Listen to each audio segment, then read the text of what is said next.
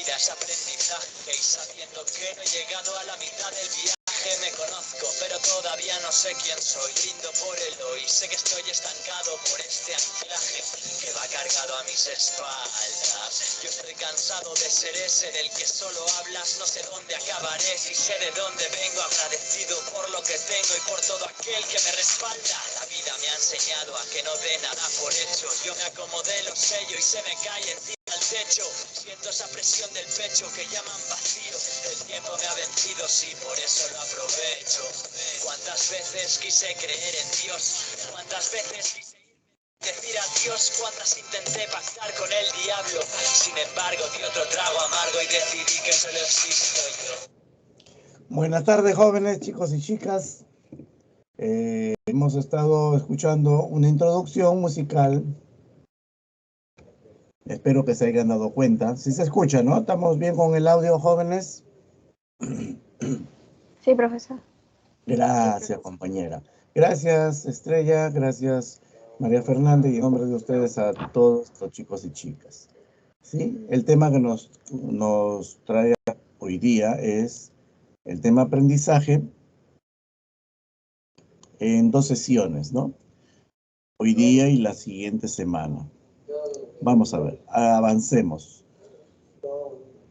Hay muchas situaciones de nuestra vida que a partir de esas situaciones, ¿no? Si han sido constantes o repetitivas, nos lleva a tener alguna característica, ¿no? Si hoy por hoy, en tu vida adolescente incluso, ¿no? O adulta, tienes como característica una timidez extrema, ¿no? Extrema en el sentido de que te retraes de la sociedad o de lo contrario, eres muy prepotente.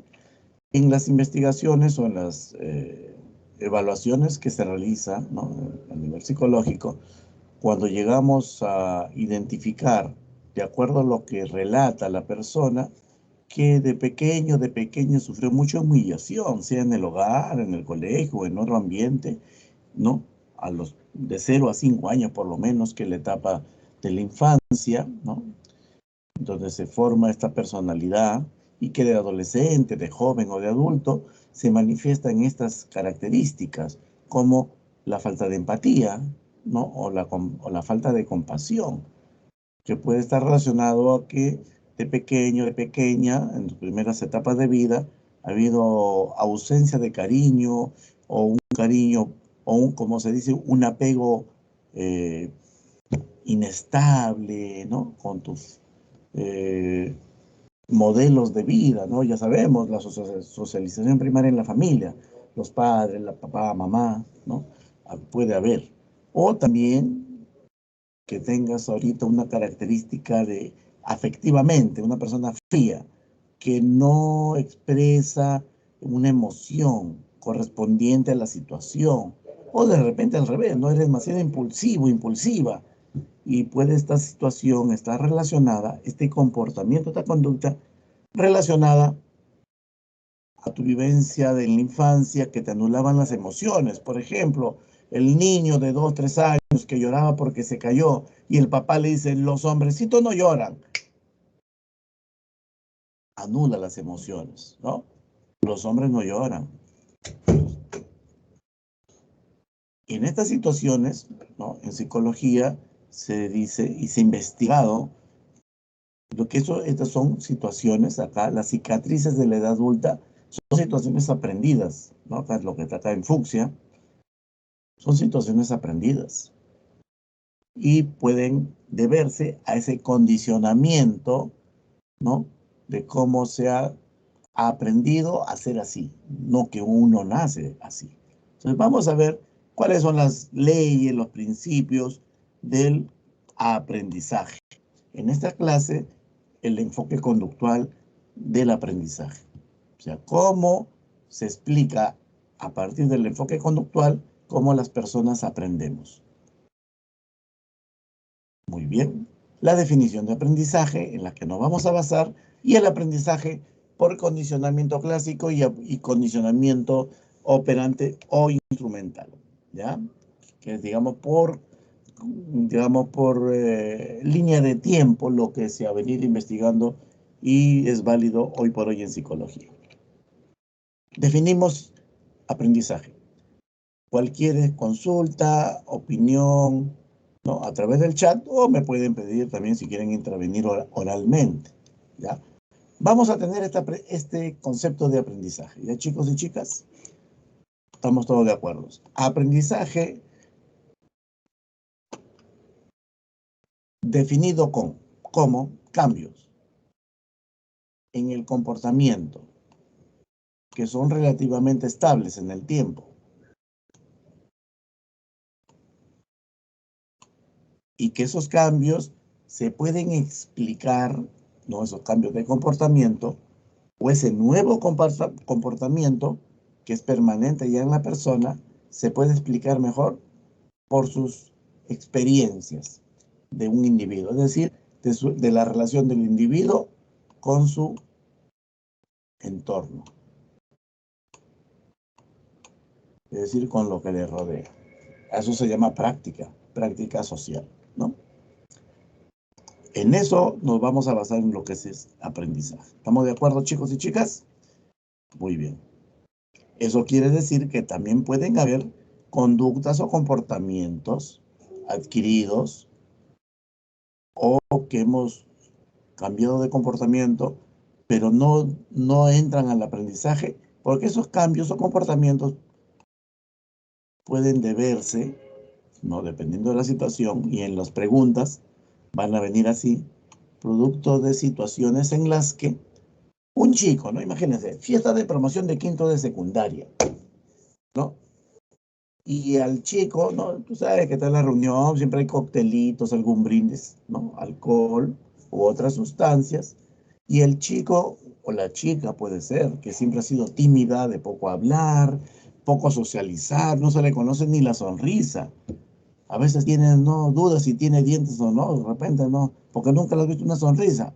Pero brindó ¿no? Hizo un brindis, disculpen la redundancia, hizo un brindis, ¿no? Alguna sustancia que hace que se vuelva el centro de la atención en la reunión, en la fiesta de promoción. Se pone a bailar, conversa con todo el mundo, ¿no? Disculpando, ¿qué pasó? Ese cambio de conducta se explica mejor por consumo de sustancias y no porque aprendió eso, ¿no? Porque son circunstancias, situaciones que se pueden explicar mejor. Pero ahí, en esa situación, no podemos decir que la persona aprendió, porque no lo podemos identificar como un cambio permanente. Solamente en esa situación realizó esa conducta, ¿no? También en el desarrollo del individuo, ¿no? Hay etapas de gatear a pararse y de pararse a caminar, ¿no? Y así el ciclo de vida. Estas conductas mejor se explicarían por cambios a nivel maduracional del sistema nervioso, fisiológicos, pero no se podrían explicar, ¿no? Desde un punto de vista del aprendizaje, a pesar que son cambios de conducta o adquisición de conductas, pero esos cambios no se explicarían como aprendizaje, no ingresan al concepto que estamos, ¿no? Proponiendo. O también ya una persona adulta, ya 40, 50 años, puede ser un accidente, ¿no? Hemos visto ciertas zonas del cerebro y si planteo yo, chicos y chicas, para que me ayuden ustedes, ¿no? Porque sin la ayuda de ustedes la clase sería pues aburrida, ¿no? En el sistema nervioso cerebral, sobre todo en el cerebro, corteza cerebral, ¿en qué zonas del cerebro lo relacionamos con acciones eh, de la personalidad, ¿no? ¿Se acuerdan? Donde podemos manejar conductas, emociones, podemos controlar esas situaciones y donde se expresa mejor, ¿no? Tus conductas de personalidad. Ah, disculpen, dicho sea de paso, leyendo acá a Carla y a Dariana. Si estamos viendo las diapositivas, los PPT, o hay dificultades en eso, me informan por favor a través del chat. Sí se ve, profesor. Gracias, ya. Ya, gracias, ya. No, de acuerdo a los mensajes de acá de Dariana, por si los he visto. Gracias. Ah, ya, ya. Sí, sucede. Pasa cuando sucede y sucede cuando pasa. Muy bien. Sistema nervioso central, corteza cerebral. Hemos visto si hay una lesión en ciertas zonas específicas, puede haber cambios de la personalidad. ¿Se acuerdan en qué zona está más relacionado cambios de conducta, de comportamiento de una persona porque ha habido una lesión, un accidente, un golpe, sobre todo en la etapa adulta, ¿no? Hacia adelante, en el lóbulo frontal, ¿no? Que ahí, digamos, funcionalmente se relaciona con estos cambios de comportamiento si es que hay un accidente. O sea, si hay un accidente a nivel cerebral, en el lóbulo frontal, es más posible que identifiquemos que la persona tenga ciertos cambios de conducta y de comportamiento, ¿no? Ya. Entonces, esas conductas nuevas que puede expresar esa persona, lo explicaremos mejor por situaciones de trastornos neurológicos, o si es una persona de 60 años, puede tener cambios de conducta y debido, pues, de repente a situaciones neurodegenerativas. Ahí los estudios van a salir, ¿no? De repente un ACV, un accidente cerebrovascular, que comúnmente se conoce como derrame cerebral. Ya. Entonces, si es en la zona de repente frontal, va a haber cambios de conducta, pero esos cambios de conducta no pueden decir que es parte de un aprendizaje. Se explica mejor por situaciones neurológicas, funcionales, psicofuncionales, psicofisiológicas. ¿Sí? ¿Estamos de acuerdo, chicos y chicas? ¿Alguna duda? ¿Puede volver a explicar el de permanencia relativa? Muy bien, joven. Permanencia relativa se refiere que el aprendizaje se manifiesta de acuerdo al enfoque conductual. Estamos viendo ya. Ya, por eso nos basamos que esa definición está de acuerdo al enfoque que estamos viendo hoy por hoy, que es el enfoque conductual. Entonces, el enfoque conductual, para el enfoque conductual, el aprendizaje se manifiesta en un individuo, en una persona, cuando este cambio es permanente, relativamente permanente. O sea que es perdurable en el tiempo. Por eso, si esta persona, una de las personas que están acá, comúnmente lo conocen como tranquilo, no se sonríe ni con la mejor, haces tu mejor chiste, nunca se sonrió. Pero sucede una situación, la promoción del colegio, como le puse, o es sus 18 años en su casa, y le va, hijo, tienes que brindar, y le dan pues su brindis, que es una bebida con alcohol. Y a partir de ese brindis, esa persona empieza pues a hacer, se manda un discurso de aquello, pues por su presentación ante la sociedad, ¿qué te digo yo, no? Y que empieza a hacer, contar chistes y ser muy extrovertido, lo que comúnmente no es. Ese cambio de conducta de ese momento, ¿podremos decir que es un aprendizaje? No, porque no es una situación que se extiende en el tiempo, sino que es en ese momento. Llega mañana y sigue siendo el chico, la chica tímida, de poco expresar emociones. Entonces, ese cambio de conducta no lo podemos decir que es producto de un aprendizaje, sino producto de consumo de alguna sustancia psicoactiva. Llámese alcohol, llámese, ¿no? Alguna droga, ¿no? Que puede pasar. ¿Sí, joven? ¿Sí, compañero? ¿Estamos de acuerdo? Sí, gracias. Y no, acá estamos. Muy bien, y continuamos. De acuerdo a eso, podemos indicar, de acuerdo al enfoque conductual, que el aprendizaje desde el enfoque conductual es ese cambio de conducta. Ese cambio de conducta. Esa conducta tiene que ser observable para indicar que es aprendizaje.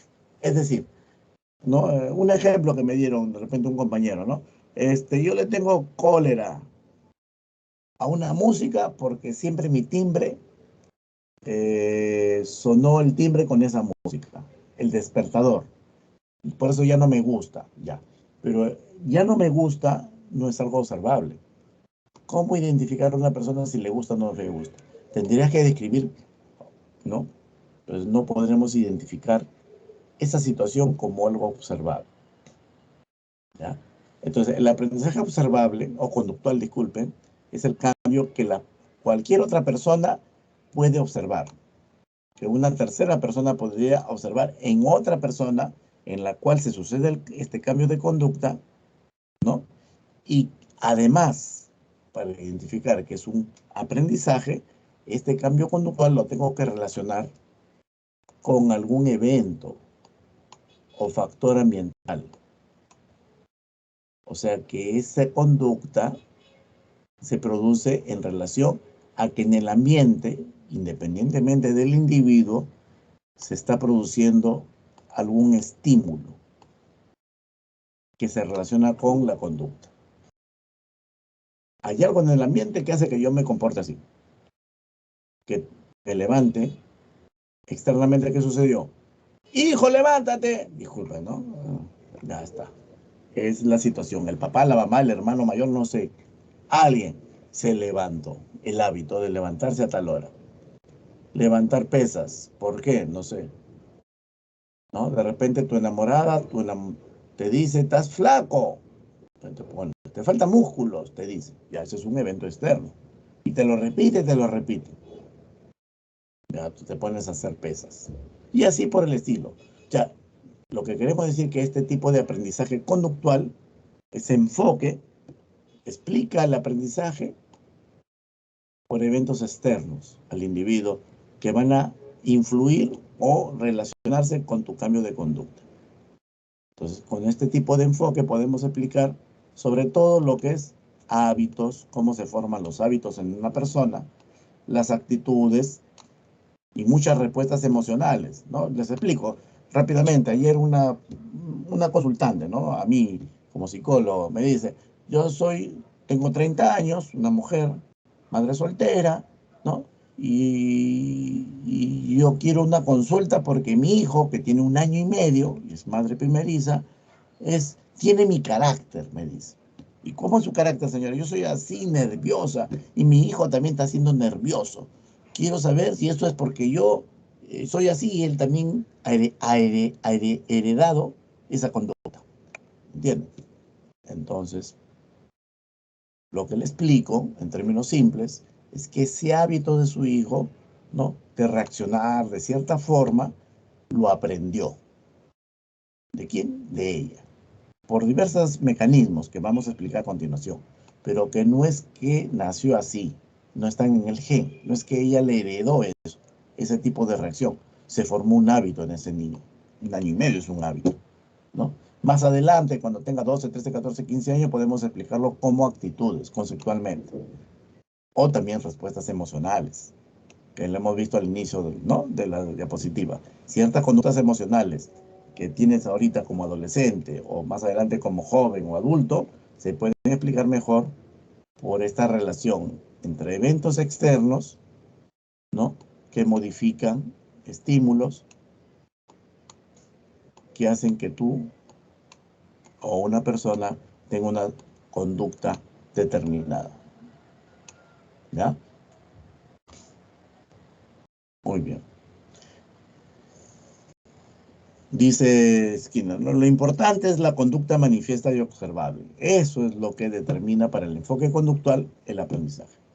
Aquello que no se puede observar, ni medir, ni observar, ¿no?, no podemos indicar que la persona está aprendiendo. ¿Estamos de acuerdo? Perfecto. Entonces, 2 tipos de aprendizaje. Dentro del aprendizaje conductual hay 2 enfoques. Pero los 2 enfoques tienen el mismo denominador común, el principio de condicionamiento.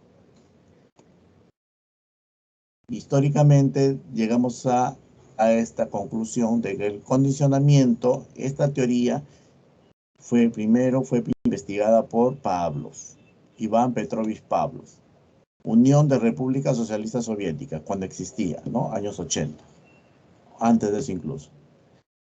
¿Qué dijo Pavlov en su laboratorio de psicofisiología? Las conductas se pueden aprender, incluso los animales pueden aprender. Y él lo demostró en base al principio de condicionamiento. ¿Cómo? Que un individuo, en este caso el laboratorio experimental trabajaba con perros, emiten respuestas específicas, rápidas, o probablemente rápidas, porque se pueden asociar estímulos y respuestas, ¿no? Esa es la ley del condicionamiento. Como, en este caso, un individuo puede, a partir de que lo estimule, responder como yo deseo que responda. O sea, yo la respuesta ya la sé, lo que va a responder o cómo se va a comportar un individuo de acuerdo a como yo presente un estímulo. Ya, esa es la ley de condicionamiento. Hay dos tipos de condicionamiento que se ha practicado. El que yo estoy mencionando, el clásico, y el operante de B.F. Skinner. Vamos a verlos a continuación. Condicionamiento clásico. ¿No? Clásico porque es, digamos, el primero que en las investigaciones se ha presentado. ¿Sí? Como repito, chicos y chicas pueden presentar casos a partir de algunas, del mecanismo que vamos a presentar como aprendizaje. Ustedes pueden presentar casos, ¿no?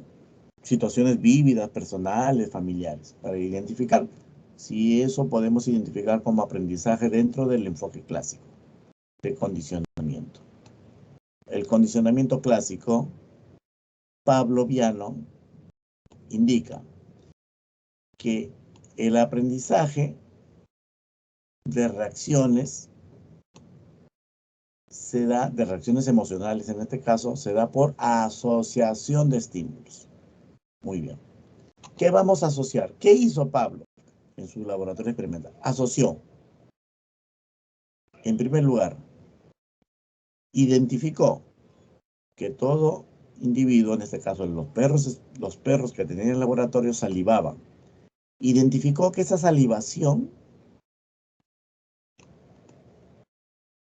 lo realizaban o se presentaba la salivación cuando llegaba la comida a ellos, ¿no? Cuando estaban en su ambiente experimental, los perritos salivaban cada vez que llegaba la comida. Veían la comida o la olían y salivaban, ¿no? Esto puede ser, y lo identificó como una respuesta natural, básica. Salivar es una respuesta refleja, producto de que se le presenta un estímulo. ¿Ya? Estímulo incondicionado. Incondicionado se refiere porque es natural, algo reflejo incluso, algo, ¿no? Una impronta, instintual de repente incluso, siendo que es un animal. ¿Sí? Pero también identificó Pavlov que antes de que se presentara la comida se sonaba una campana, ¿no? O de vez en cuando sonaba una campana. Pero cuando la campana sonaba, en ese primer momento, no salivaba el perro. Entonces dijo eso, a ver, voy a hacer un experimento. Y lo hizo. Y fue lo que funcionó. Voy a hacer sonar la campana e inmediatamente, por asociación de estímulos, asociación, ¿no? Contigua, o sea, ni bien suena la campana, le doy la comida. En milisegundos o en un segundo. Le presento la comida. El perro saliva. Repitió esta asociación, campana, comida, varias veces, unas 10 veces, póngale. Y luego, el solo sonido de la campana provocó la salivación. Esta salivación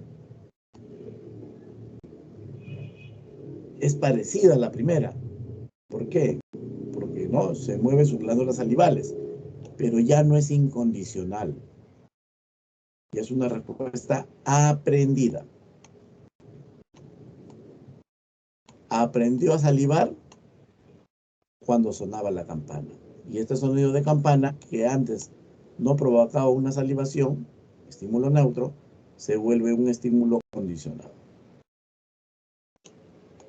Quiere decir que los animales también aprenden. ¿No? Demostró que el animal aprende en base a una asociación de estímulos. Que las respuestas de un animal, en este caso, no eran solamente instintuales, como se creía en ese momento, década de los principios del siglo XX, ¿no?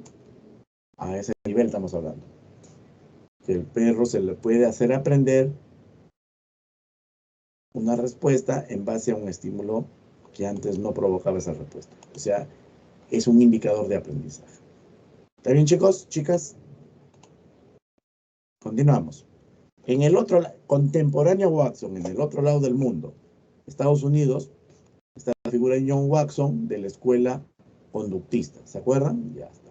Él experimentó, tomó este criterio del condicionamiento clásico, este principio, para indicar que con este condicionamiento podemos también que las personas aprendan a reaccionar emocionalmente. Tener miedo a algo que antes no le tenían miedo. Hizo un experimento. Ya, chicos y chicas, el experimento de Watson fue el siguiente. Presentó al niño, el experimento se llama, pueden encontrar en YouTube, ¿eh? El experimento del niño Albert, ¿no? Denominado así. ¿No? Hay videos, blanco y negro, disculpen, ¿no? La tecnología. No le presento ahorita porque eso toma un poco de tiempo, pero para que cargue y todo eso, ya. Pero el niño Albert. Al niño Albert se le ponía una rata de laboratorio, un ratoncito, blanquito, bonito, donde al niño se le exponía al niño. Es decir, ahí está el niño, como si fuera un juguete, el niño pues lo veía, pues que el ratoncito incluso recorría su figura, ¿no? Su cuerpo, ¿no? El niño pues no sonreía incluso, ahí está la expresión. Y eso lo definieron como que el niño no tenía miedo a la ratita porque se aproximaba al ratón, lo quería tocar y el ratoncito jugueteaba, pues subía y bajaba por su cuerpo, ¿no? Y sonreía el niño, ¿no? Luego también experimentó Watson, estando el niño, ¿no? Sin el ratón, está ahí sentadito, y detrás de él, ¿no? Si que el niño viera, le hacía sonar un tubo de metal con un martillo. Ese sonido pues es estruendoso. Para un niño de año y medio, ¿no? Percibe como aversivo. Entonces el niño ponía este rostro, ¿no?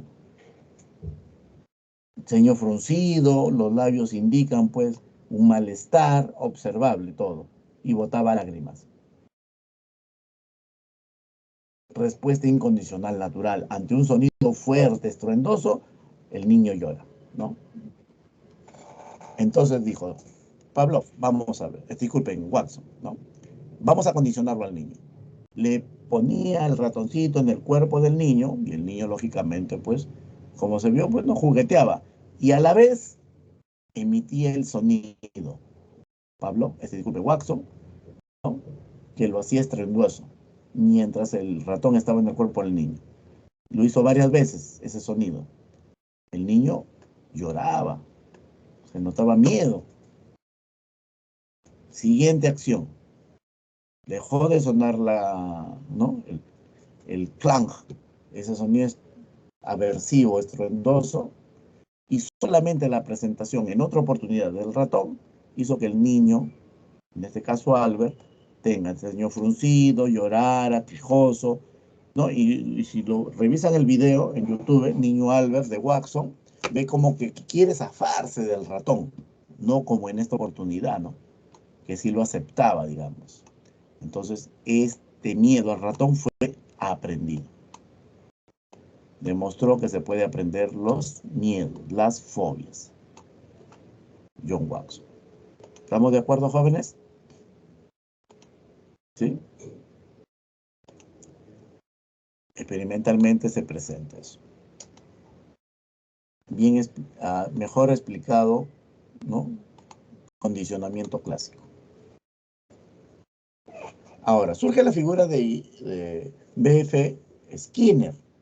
Indica él que el condicionamiento operante de Watson, ¿no? Porque como también era americano, ¿no? Se basaba en el experimento de Watson. Sí es válido siempre y cuando con esta asociación de estímulos podía explicar fobias, pero de nivel básico, de conductas básicas, reactivas, ¿no? Pero con ese esquema no podría explicar conductas más complejas. Entonces, menciona B.F. Skinner. Toda conducta opera sobre el ambiente. O sea, cuando una persona se conduce o se comporta de alguna forma, va a influir en que el ambiente va a modificarse. Entonces, para yo decir que, de acuerdo a Skinner, una persona está aprendiendo bajo el principio del condicionamiento, tengo que ver que esa conducta se pueda adquirir o se desarrolle, aumente en su probabilidad de ocurrencia y se mantenga, porque tiene que mantenerse esa conducta para decir que es aprendizaje, pero esa situación de adquisición y de mantenimiento de la conducta es por las consecuencias, dice Skinner, por las consecuencias después de emitir la conducta. Entonces, esto lo esquematiza en base a la triple relación de contingencia. Que el aprendizaje se da porque una conducta está sometida, ¿no? Dicho sea de paso, a que para que aparezca la conducta hay algo en el ambiente que el individuo identifica, es una señal que hace que emita la conducta o lo relaciona. Y que luego de esa conducta va a haber un evento en el ambiente como consecuencia de lo que que el individuo realiza. ¿Ya? Entonces creó el experimento de la caja de Skinner. En situaciones experimentales, introduce este ratoncito en esta caja experimental. Bueno, acá se nota abierto, ¿no? Pero todo cerrado, pues, ¿no? Pero digamos para mejor percepción en situaciones, ¿no? Un ratón que tiene hambre, lo mete en una caja. Entonces el ratón no hay alimento. Empieza pues a experimentar y de alguna situación aprieta una palanquita que hace que caiga alimento. Pero lo curioso es para el ratón que no siempre que aprieta la palanca cae el alimento. ¿Cuál es la señal o cuál es la relación? Que cuando apriete la palanca caiga el alimento, que antes de que apriete la palanca tiene que haberse encendido una luz. Estímulo discriminativo. Ese estímulo, cuando aparece, inmediatamente aprieta la palanca, inmediatamente, estamos hablando en el tiempo, se tiene que hacer cambios permanentes, relativamente permanentes, viene el refuerzo. Yo asocio, o el ratoncito tiene que asociar. Prende la luz, aprieto la palanca, en ese mismo instante, porque la luz se prendía y se apagaba. Dejó de prenderse la luz y aprieta, no va a caer. Entonces, prende la luz, antecede a la conducta de apretar la palanca y el ratón obtenía su premio, la consecuencia.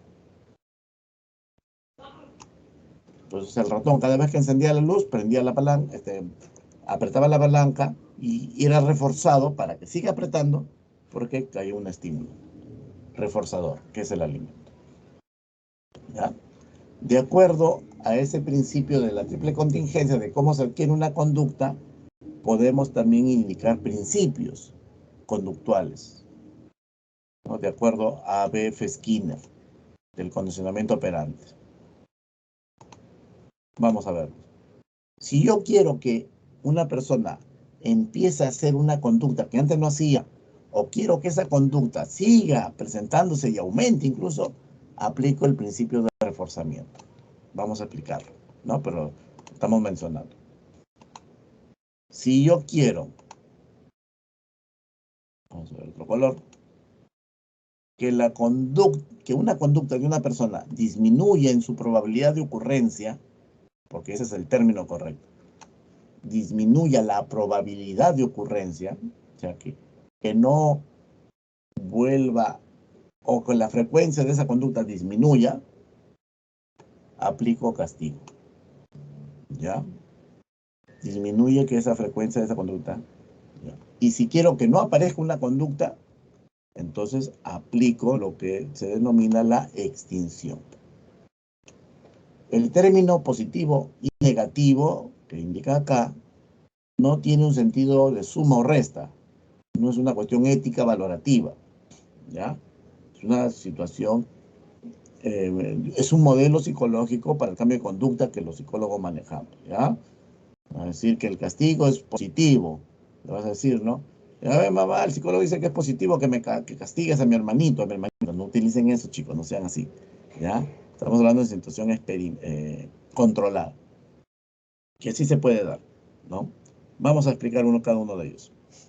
El reforzamiento. Ya sabemos que el reforzamiento es cuando quiero que aparezca conductas, que la persona sigue realizando esa conducta. Si yo quiero eso, hay dos formas. El reforzamiento positivo.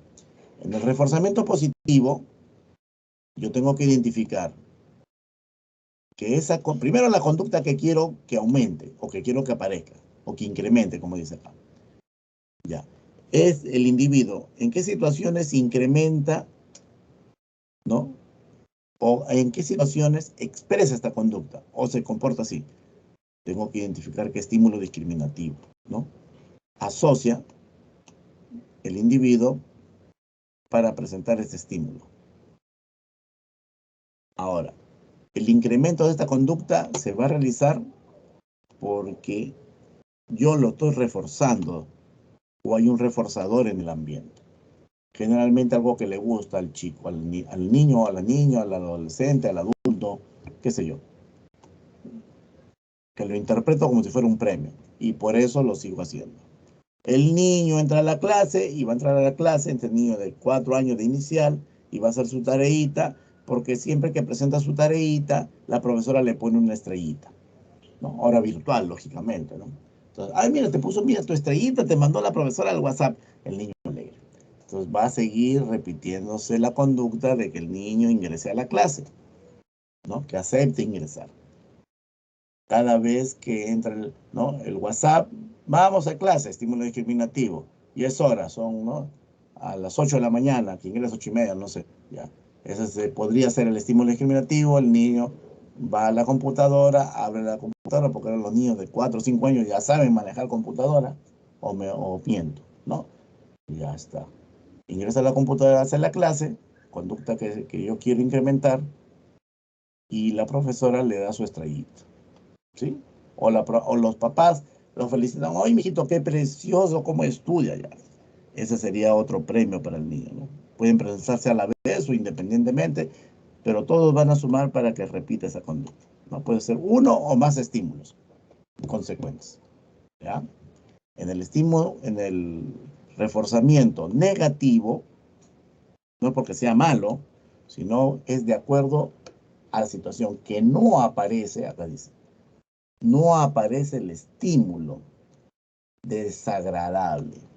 O sea, hay un estímulo desagradable que va a desaparecer y ese estímulo, por consecuencia, para evitar tener, por ejemplo, en situación experimental que hacía Skinner, a ese ratoncito que estaba en la caja experimental, ¿ya? Le introducía el estímulo corriente de baja intensidad, ¿no? En el piso. Entonces el ratón saltaba, pues, ¿no? Imagínense, saltaba. Entonces, cuando saltaba, entonces estaba saltando y de pronto, ¿no? A veces por ensayo de error, identifica que apretando la palanca dejaba de producirse esa corriente eléctrica, ¿no? Entonces, ¿qué hacía el ratón? Si identificó, apretaba la palanca, no sentía la corriente eléctrica en el piso, seguía apretando hasta que, ¿no? Cuando apretar, entraba la corriente. Y entonces se ponía así como el Feng Shui, ¿no? Esos gatitos dorados que hay, que ponen la mano para arriba y para abajo, ¿no? Así se ponía el rato. Entonces, a eso se llama reforzamiento negativo. Porque a la conducta que quiero que aparezca o que aumente, le va a seguir que el estímulo aversivo o desagradable desaparece. ¿Sí?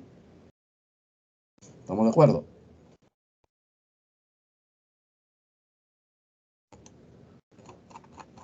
Chicos, chicas, ¿estamos de acuerdo? ¿Mm?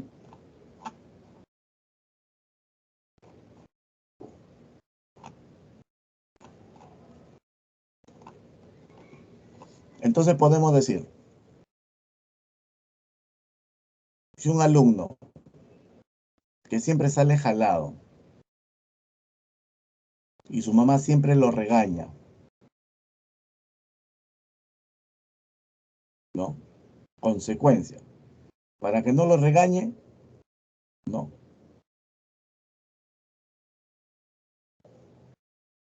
Logra con más frecuencia estudiar, ¿no? Entonces, quiero aumentar esa frecuencia para evitar que lo regañen. Otro ejemplo. Tengo dolor de cabeza, ¿no? Y tengo dolor de cabeza y cada vez que tengo dolor de cabeza, para que desaparezca ese dolor de cabeza, tengo la conducta de tomar pastillas, ¿no? Tomo pastillas, la conducta, para desaparecer la consecuencia negativa, dolor de cabeza, ¿no? Eso sería eso lo hemos aprendido, ¿no? Y todavía lo recomendamos, nos volvemos doctores, ¿no?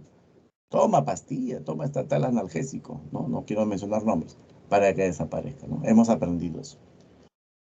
El castigo, para disminuir conductas que aparezcan, hay castigo positivo, que es que la conducta que quiero, indeseada, ¿no? Son conductas indeseadas, que quiero disminuir que aparezca, aplico un castigo.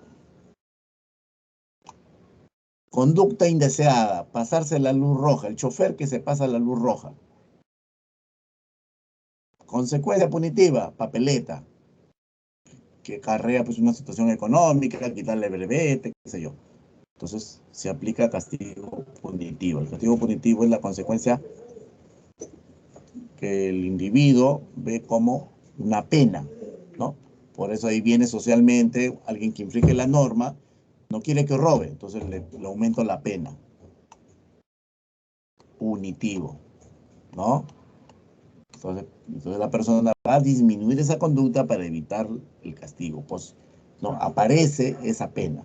En el castigo negativo, la conducta también espero que baje, pero el individuo va a evitar va a comportarse o va a disminuir su conducta porque le van a quitar algo que le agrada.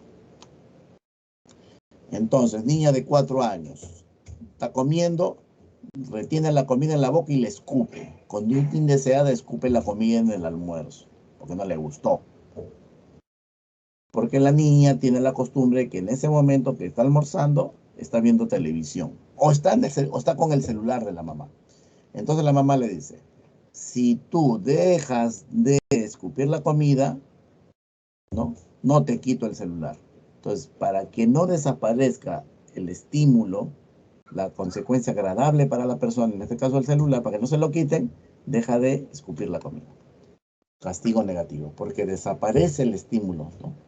Eliminar el negativo significa porque desaparece la consecuencia para poder lograr que disminuya la conducta. Y la extinción es cuando yo quiero que algo no aparezca nunca, que no quiera, que no haga eso mi hijo. Berrinches. Cada vez que lo llevo a la calle, salgo con él, con ese mi niño, con mi niña, y siempre me hace berrinche. Yo tengo que identificar que cada vez, y señor, y usted en la consulta psicológica, lo saca a su niño, hace berrinche. ¿Usted qué hace? Bueno, para no pasar vergüenza, psicólogo, usted comprenderá, no, estoy apurada, le doy lo que él quiere. Entonces, la extinción de esa conducta indeseada, ¿no? Que no quiero que aparezca, es que esa consecuencia se desaparece, pues, que le haga caso en lo que quiere. Le doy el celular, le doy el caramelo, ¿no? Cuando hace berrinche. Entonces, el niño o la niña va a continuar haciendo esa conducta. Entonces, el condicionamiento clásico, de diferencia del operante, es que el condicionamiento clásico funciona en conductas respondientes, ¿no? Reactivas, reflejas, principalmente. En el condicionamiento operante, el individuo hace una conducta que va a influir en el ambiente. Entonces, por ende, en el condicionamiento clásico es más pasivo el individuo y en el operante más activo. Los estímulos, ¿no?, afectan al sujeto, ¿no? Suena la campana, saliva, condicionado. En cambio, en el condicionamiento operante puede utilizarse para explicar conductas en las que el individuo no interactúa con un ambiente determinado, ¿sí? Y ahí en esa situación va a aprender por el efecto, por la consecuencia, si le refuerzo o no le refuerzo la conducta. En el el condicionamiento clásico, solamente para que aparezca la conducta, asocio estímulos. El neutro, que era antes neutro, va a ser estímulo, ¿no? Neutro, con el estímulo que antes era incondicionado, disculpa, con el estímulo incondicionado, ¿no? Lo sumo y cuando solamente presento el estímulo neutro ya se vuelve condicionado y va a generar una respuesta condicionada, ¿no? Condicionada. Muy bien. ¿Alguna consulta, chicos, chicas? ¿O lo vemos con las preguntas?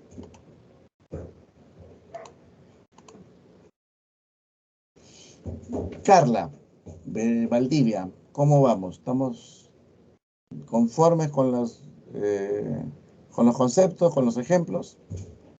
Sí, profe. Nadie. ¿Algún ejemplo? ¿No han identificado alguna de estas estrategias que de repente, de manera espontánea, inconscientemente sus padres han aplicado en ustedes para que ustedes creen algún hábito o algún condicionamiento? Nada. ¿Alguien tiene un perro? Mascota, un perrito que ya lo tenga pues ya más de un año por lo menos. ¿Sí? ¿Nadie? Y que ese perrito escuche disculpen, el sonido de, no sé, de las llaves al momento que vas a abrir, antes que ingreses a la casa, y el perrito ya está en la puerta. ¿No? Más allá de la capacidad olfativa del perro. Pero esa misma conducta del niño, del perro que se acerca a la puerta, puede suceder cuando llega un vendedor, de repente el vendedor va a tocar la puerta y le suenan sus llaves que tiene colgadas ahí, ¿no? En la mano. Y el perro igual reacciona como si fuera su dueño, ¿no? Entonces, ahí se puede decir que ha condicionado. A ver. ¿Cuál anterior, amigo, compañero Reinaldo? ¿A cuál de la última ya? Diferencias entre condicionamiento clásico y respondiente y operante. Amigo Reinaldo. Mientras van resolviendo, me imagino el ejercicio número 1. La anterior a esa, ya está. La anterior a esa, disculpa. Esa, de extinción. Reinaldo, extinción. ¿O cuál de los principios del condicionamiento operante? Que de acuerdo a Sonday, ¿no? Al otro investigador del conductismo, Sonday, ¿no? Lo denominaba condicionamiento instrumental, ¿no? Aprendizaje instrumental, porque dice a Sonday que la conducta es un instrumento para alcanzar, ¿no? Una consecuencia. Perfecto. Ya, tómale las capturas, muy bien. Pero, ¿alguna duda al respecto, Reinaldo, de la extinción como principio conductual operante? A ver, Reinaldo, contigo. ¿En qué momento podría yo aplicar extinción? Reinaldo, ¿en qué momento aplico extinción? Cuando quiero que la conducta, tú complementa eso. A ver, puedes intervenir oralmente o a través de acá del chat. El principio conductual en el condicionamiento operante de Skinner se va a aplicar en psicología cuando quiero que la conducta aumente, modifique o desaparezca. Planteado así, mi querido Reinaldo, ¿cuál sería tu mejor respuesta? Reinaldo Guevara. No te lo, profe, pero sí tengo algunas dudas. En la extinción. No, me refiero al conductismo de Watson. De Watson está más atrás. Ya, de Watson. Sí, Ya. creo que encuentro más que todo un error. ¿Cuál es En el lo error? que en error de Watson, él decía que en el conductismo se puede cambiar ciertos rasgos del comportamiento. Ya, está bien, sí, claro. Ya. También, también. Sí, hay otros varios psicólogos analíticos como Eric Erikson que decían que algunos comportamientos eran simplemente inherentes, genéticos, y él decía que eso se podían cambiar.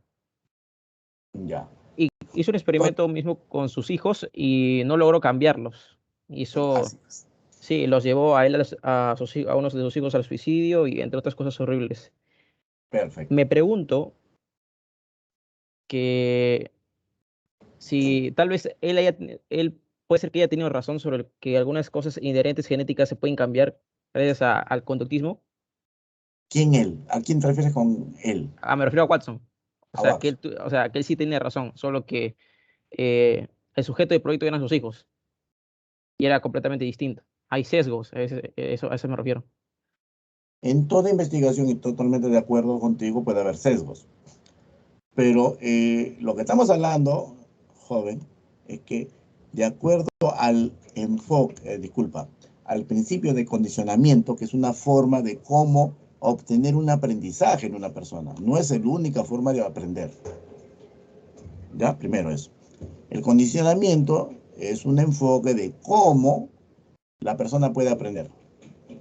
Watson lo que identificó que hay ciertos aprendizajes que se pueden realizar en base al condicionamiento clásico del modelo pavloviano, de asociar un estímulo neutro con un estímulo incondicionado.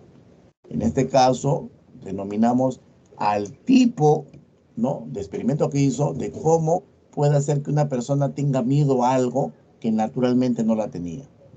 En eso se basa joven, ¿ya? Por eso hay que delimitar, estamos delimitando el tipo de concepto y de experimento bajo el enfoque de este tipo de concepto que hemos dado de aprendizaje.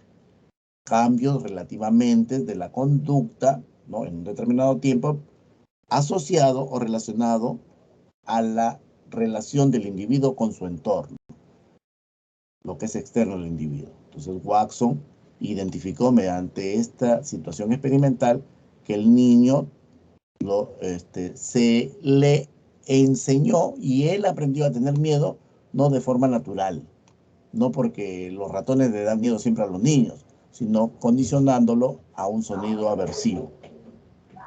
Eso es lo que estamos mencionando ahora. ¿Ya? En base a eso, exclusivamente eso. No mencionamos que todos los aprendizajes se van a realizar de esta forma. Más aún, hemos dicho acá, y lo tenemos acá en esta diapositiva, ¿no? A ver acá, ¿no?, que en el condicionamiento clásico pavloviano, incluso de Watson, solamente puede explicar el aprendizaje de respuestas reflejas, condicionalmente reflejas, básicas, pero no puede explicar respuestas más complejas, como en el caso del condicionamiento operante, ¿no? Eso sí te lo hemos mencionado, ¿ya?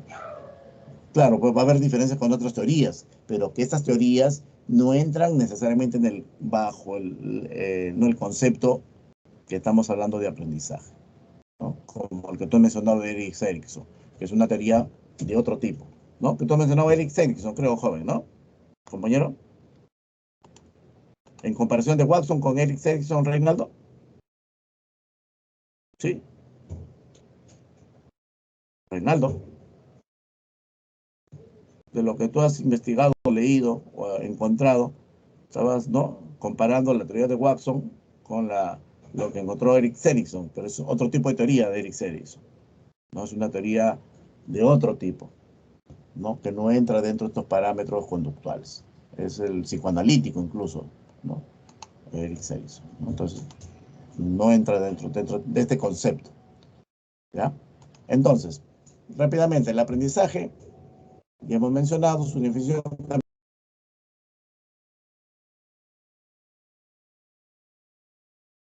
aproxima más al concepto. Mariana sale a la calle con doble mascarilla. Conducta, doble mascarilla.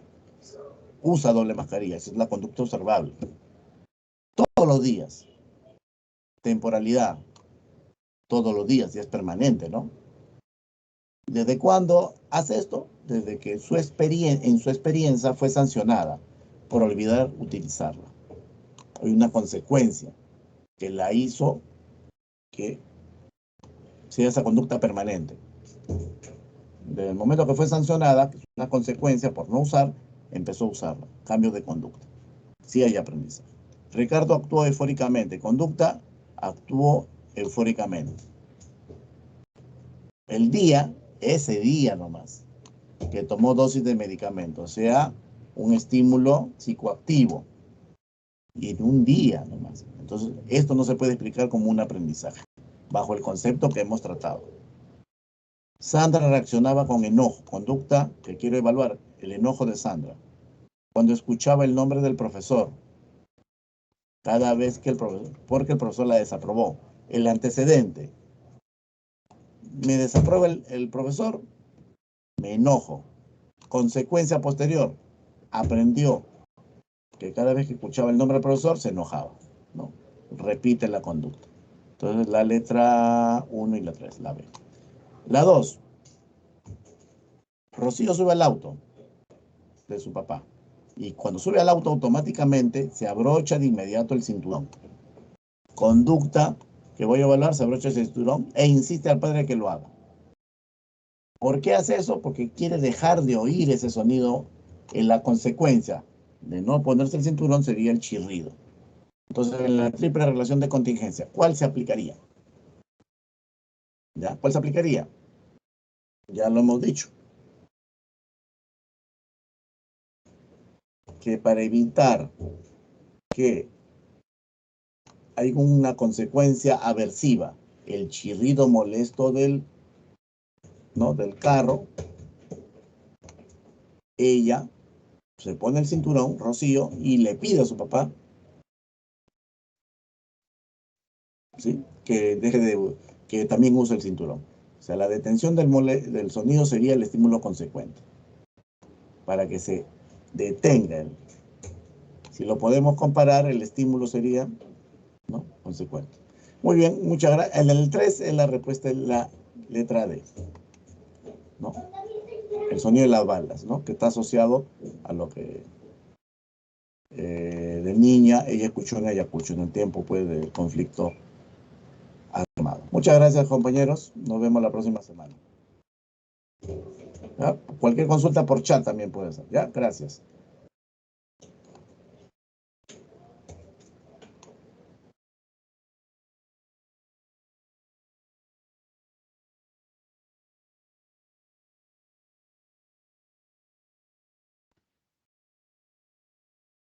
Buenas tardes. ¿Me escuchan? Buenas tardes, señores. ¿Me escuchan bien?